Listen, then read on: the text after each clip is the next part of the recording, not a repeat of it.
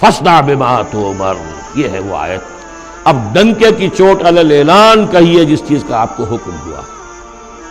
یہ جب حکم آیا حضور کو تو پھر آپ کوہ صفا پر کھڑے ہوئے، اور پھر آپ نے وہاں، اگرچہ ظاہر بات ہے کہ اس کا کوئی امکان نہیں تھا کہ آپ ننگے ہو جاتے، لیکن جو وہاں کا رواج تھا وہ یہ تھا کہ اگر کسی شخص کے پاس کوئی ایسی خبر آتی تھی کہ فلاں قبیلے کے لوگ جو ہیں آج رات ہمارے اوپر حملہ کریں گے، شب خون ماریں گے، اب کیسے لوگوں کو بتائیں؟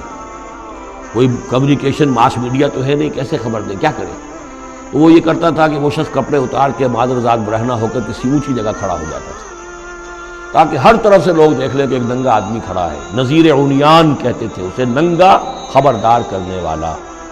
اب جہاں تک اس کی آواز جا رہی ہے آواز لگاتا تھا وا صباحا، ہائے وہ صبح جو آنا چاہتی ہے، آیا چاہتی ہے، اس لیے کہ صبح کے وقت ہوتے تھے حملے، یہ جس کو آج کل آپ کہتے ہیں small hours of the morning, وہ بہت غفلت کا وقت ہوتا ہے آدمی کا، صبح رات کے 2-3 بجے جو ہے ٹھنڈی ٹھنڈی نیند آئی ہوتی ہے، اس وقت وہ آتے تھے، حملہ کرتے تھے، لوٹ مار کرتے تھے، قتل کرتے تھے اور بھاگ جاتے تھے۔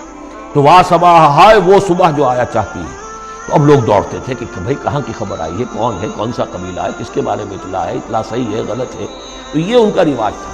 تو حضور نے یہ کیا، صرف ایک چیز اس میں سے نکال دی، ننگے ہونے کا سوال نہیں تھا معاذ اللہ، لیکن آپ بھی کھڑے ہو گئے کوہ صفا پر، وا صباحا کا نعرہ لگایا۔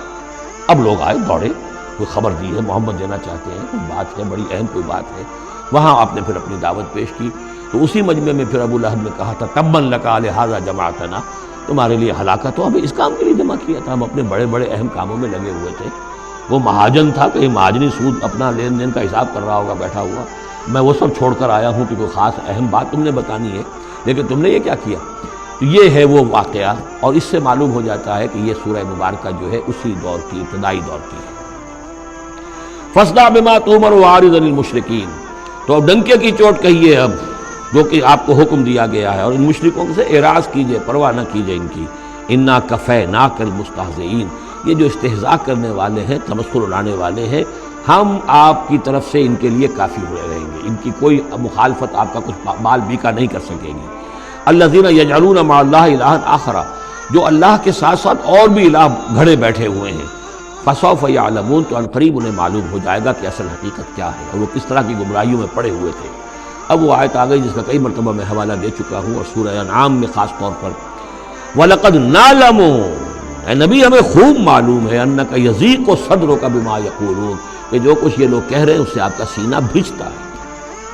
کسی نے پاگل کہہ دیا، کسی نے مجنون کہہ دیا، آسیب کا سایہ آ گیا، کوئی ہمدردی کے انداز میں آ کے کہتا ہے۔ عتبہ ابن ربیعہ ایک دفعہ آیا، کیونکہ وہ بزرگ تھا، خاندان کا معمر آدمی تھا، بھتیجے میرے بڑے تعلقات ہیں عاملوں سے بھی، کاہنوں سے بھی، واقعی اگر کوئی تم پر کوئی سایہ ہو گیا ہے، کوئی بری روح کوئی آ گئی ہے تو مجھے بتا دو، میں بلا کے لے آؤں گا، علاج کرا دوں گا تمہیں۔ اب کوئی کچھ کہہ رہا ہے، کوئی کچھ کہہ رہا ہے، کسی نے کہا شاعر ہے، کسی نے کہا کہ ایک انہوں نے غلام پکڑ کے رکھا ہوا ہے، عجمی غلام، اسے کمرے میں بند کیا ہوا اپنے گھر کے اندر، اور وہ عالم ہے بہت بڑا جو پورے پچھلی کتابوں کا جاننے والا، اس سے ڈکٹیشن لیتے ہیں اور پھر آ کر ہم پر دھونس جماتے ہیں کہ یہ اب وحی آئی۔ یہ ساری باتیں سنتے تھے حضور صلی اللہ علیہ وسلم، تو آپ کو تکلیف پہنچتی تھی، کوفت ہوتی تھی۔ وَلَقَدْ نَعْلَمُ، اے نبی یہ نہ سمجھیے کہ ہمیں اندازہ نہیں ہے کہ آپ کو کوفت ہو رہی ہے، آپ کو تکلیف ہو رہی ہے، آپ کا سینہ بھیجتا ہے۔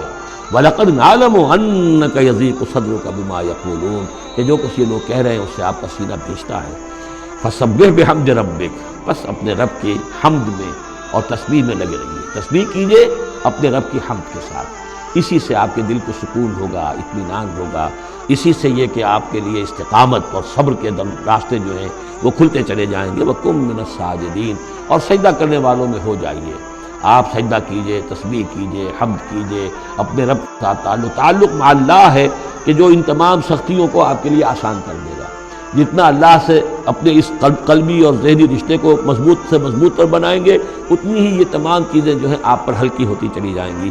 وَاعْبُدْ رَبَّكَ حَتَّىٰ يَأْتِيَكَ الْيَقِينُ، اور اپنے رب کی بندگی میں، پرستش میں لگے رہیے یہاں تک کہ وہ یقینی بات آ جائے۔ اور وہ یقینی بات کیا ہے؟ جو یقینی شے ہے، شدنی ہے، موت، یعنی یہ کہ تا دم آخر دم فارغ مباش، اندری رہ میں تراش و میں خراش، آخری وقت تک اس بندگی میں اپنے لگے رہیے، جو بھی آخری موت جب تک آ جائے۔